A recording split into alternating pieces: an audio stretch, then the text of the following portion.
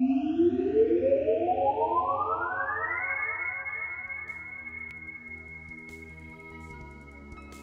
again. Today we're talking about money.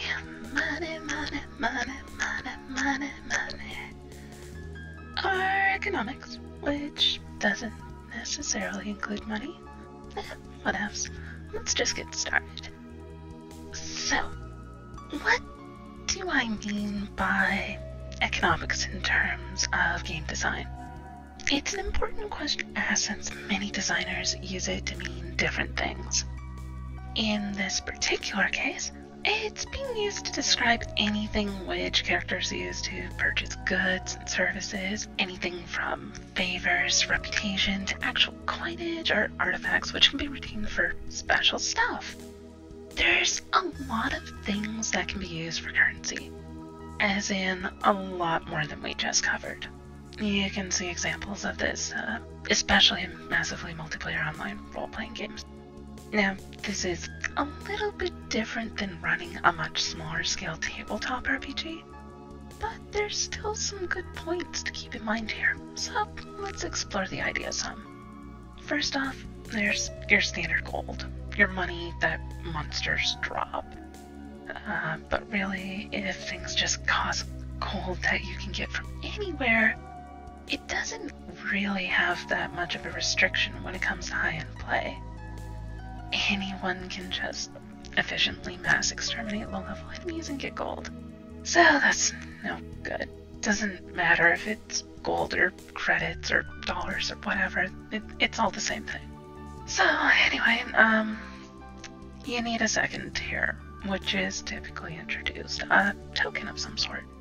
Now, these tokens tend to show up as rewards for bosses slain in an MMORPG. Get to max level, kill the most dangerous enemies there are, and you get special tokens that can be redeemed. Now this won't work quite so well in a tabletop RPG since the issue is that players are going through the same dungeons over and over and over in an MMORPG. However, the idea isn't something that hasn't been used before by most groups. Bring me the head of this orc chieftain. Well, that's a token. It has value that says you completed some difficult challenge and will be rewarded for it. Or, more specifically, the token is redeemed for a reward. The token is just used as proof of the accomplishment of the deed. Now, tokens don't have to be so specific. They can be tied into reputation as well. So let's take a look at the concept of reputation for a moment. Yeah, reputation tends to be when a character does something that makes them famous. People talk about them, people know them. It doesn't necessarily mean that people like them. There is a difference between fame and infamy, but the important part is that people know them. See, when the queen knows you by name, and you ask for something, you're a heck of a lot more likely to get what you asked for. Maybe not by somebody who likes the queen if you're infamous, but maybe by someone who does like the queen or the queen herself if you are famous. So it's an important distinction there. It's actually not an important distinction there so much. Whether you're famous or infamous, it's less important because as long as somebody knows who you are, somebody's gonna like you. In any case, in video games, this is normally showcased as a tiered system where you have to do tasks which generate reputation. As reputation is increased, you're allowed to buy stuff. Oh, gold comes back into play in many cases where you might need to spend 500 gold to purchase some wondrous item, but you're only even allowed to buy the item if you're exalted in reputation with a given faction. After all, the queen's not just gonna hand over the kingdom's most powerful artifact to some random person who just happens to have 500 gold. Nah, she's gonna hold back on that until you've shown you're the hero who accessed the base of the kingdom, the shield against its enemies. So, how do tokens come into effect here? Well, the tiered system is essentially a form of token, but without the actual tokens themselves. At 5,000 reputation, you've reached tier 2, we'll say. Similar concept, but it's not the same thing. It's a mechanical representation of having done great things for the kingdom.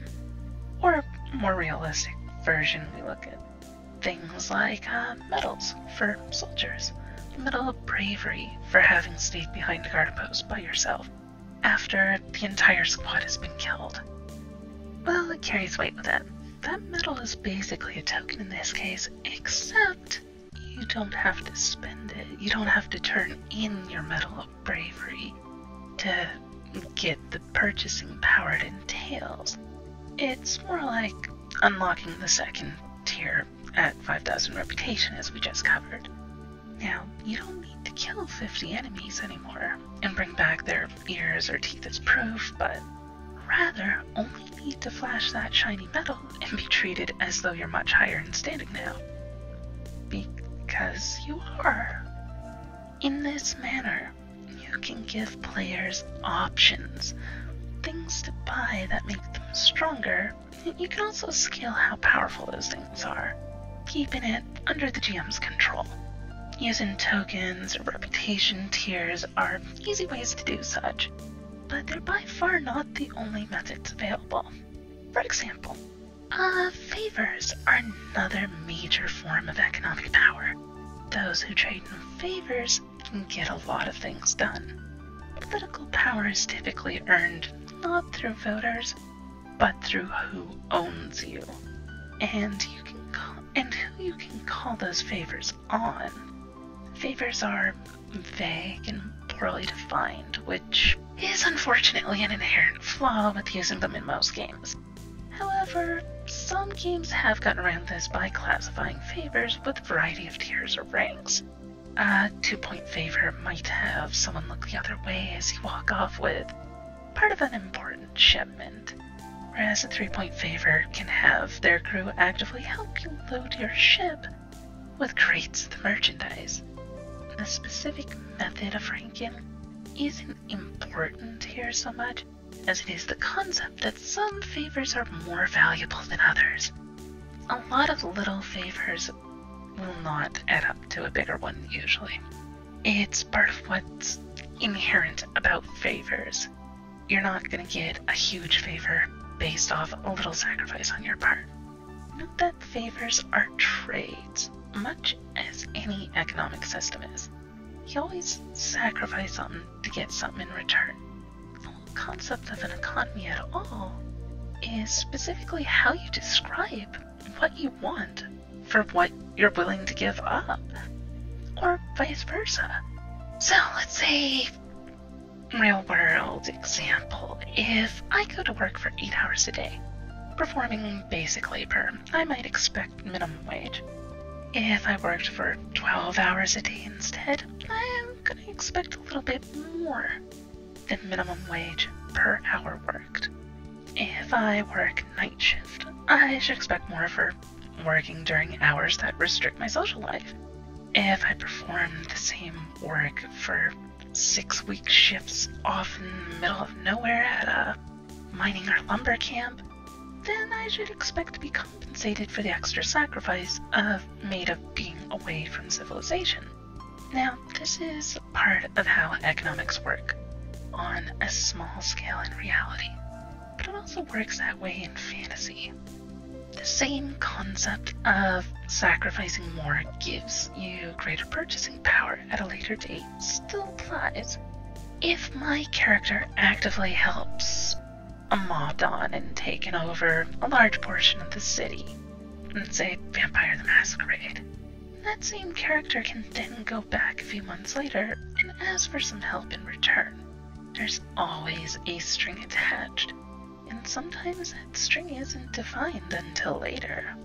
I may not know what favor I need in return, only that I'll need something, and having someone powerful, like a mob don who controls half a city owing you a favor, is rather a handy thing to have. As stated, these favors are ranked in terms of value, so there's some semblance of balance that takes place. You don't just kill off a random street thug and then expect to get, a full army handed to you in return. Oh, not if you're sane.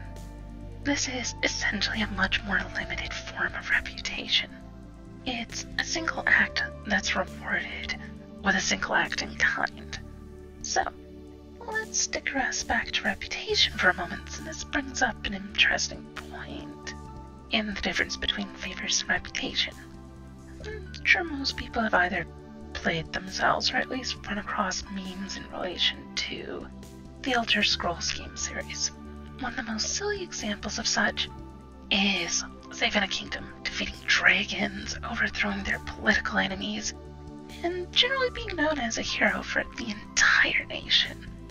And then you accidentally pick up an apple and you're a petty criminal. Everybody hates you because you're a thief. Would the hero of a nation not be given some minor concessions, such as, being able to requisition an apple of all things? A hero of that standing could request 1,000 apples, quite likely, and no one would bat an eye. It's like, well, they saved our nation from, getting conquered like 6 times this week. I suppose they can have an apple orchard, sure, why not? After a point, though, one's reputation increases to such a large extent that minor requests largely should no longer count. Common materials such as an apple can practically, or even literally in this case, be given away for free. This is a large part of how reputation differs from favors. Minor requests with lots of reputation have virtually no effect upon one's standing. When it comes to favors, they're typically one-time use affairs. You do one thing for someone, and you get one thing in return, not lots of lesser things. Returning to the concept of an economy in general, we also return to the concept of sacrifice. The sacrifice of someone's magnum opus, the greatest work in their life, is not to be given up lightly. A sword that does 1d6 damage costs less than a sword that deals 1d8 or 1d10, sure. But a sword that is the greatest sword that blacksmith will ever create, the very pinnacle of their achievements as a blacksmith, that doesn't have a price tag in dollars or gold coins attached. That requires personal investment by the player. Now, the blacksmith may be willing to forge the best sword they've ever made for the hero of a kingdom, or perhaps someone who has personally redeemed the blacksmith's family's honor at great expense to themselves in so doing. In either case, the character must have proved some great service in return for being allowed to use the sword. Their sacrifice is required, not a human sacrifice, usually, but a sacrifice in that they must have given up something that was of value to them. Their time, their expertise, their honor, their innocence. There must be something that is abandoned in order to gain something in return. And that brings us to the opposite end of economics. See, people are typically quite happy to pay for something they want. Take the very concept of the shut up and take my money meme. It expresses this very mindset. But there are things that people will desire. They will sacrifice so much to acquire those desires. Money or any other currency, be it tokens, reputation, favors, so on, all merely symbols of sacrifice. People are willing to sacrifice up to a certain amount to get something they desire very badly. And therein lies the truth behind economics. It's largely about a balancing act of individuals with different values negotiating what is an equivalent sacrifice upon both their parts. If we look at the blacksmith with the greatest sword they've ever forged, then to relinquish that sword is a massive sacrifice for them, as there's a strong emotional bond to the item in question. For the rich baron to offer gold for it, it may be seen as an insult and turned away. The very term, "it's not for sale," must be considered, as the value of money is deemed to be of less value than the item itself. And the amount of money has no bearing on how much the money is valued. Offer $1 million for gold? Still not enough. The problem here is that each individual places their own personal value upon various things. The emotional bond of having created the greatest item you will ever create is of great value to someone who has pursued creating the perfect item across their entire life. To that end, what value is money? For a baron who has a great deal of money, he might find money is the one thing he values most above all. And more money is more valuable. To the baron, 1,000 gold may be worth a lot. To a peasant, 1,000 gold may be worth a lot more. Much, much more. To the blacksmith, however, gold may never be on equal standing with the emotional investment of their perfect sword. The thing to take away from this is that an economy is about more than just hard numbers and gold spend, or the rarity or power of the items. It's about trading value for value. And what individuals value is not always easily quantified. The baron who offers 1,000 gold for the blacksmith's sword for his personal collection to be put on display but never actually used may then become enraged when the same sword is given free of charge to a knight or a samurai who has performed a great personal service to the blacksmith's family and gained the emotional value that the sword represents. As such, when you're creating your own economy in a game, it really doesn't come down solely to just the currency, but what value the currency has to different individuals. This is why barter and haggling exist, why we have such things as reputation and favors at all, as forms of currency outside of the realm of coinage. So, when you create your economy, keep in mind that coinage, be it gold or credits or dollars or whatever, is really only useful for the average, normal, generic items you come across. Yes, you want to try to balance your economy, but it really only matters at the start of a game, because once you get, demigod status, gold really doesn't have much value anymore. Once everything is priceless, well, that's the thing about being priceless. It doesn't have a price any longer. Sure, you can attach, a gold cost to, your wand of fireballs, but to be perfectly honest, once you get, wondrous items, don't worry about the economy so much. At least, not in terms of the coinage. At that point, you want to move into, your reputation-based economy, or, an economy that uses tokens, you have to defeat these powerful enemies and bring me, the golem's heart, for example, or something like that. And that is what's going to get you, your real powerful items. So, keep that in mind when you're building your economy.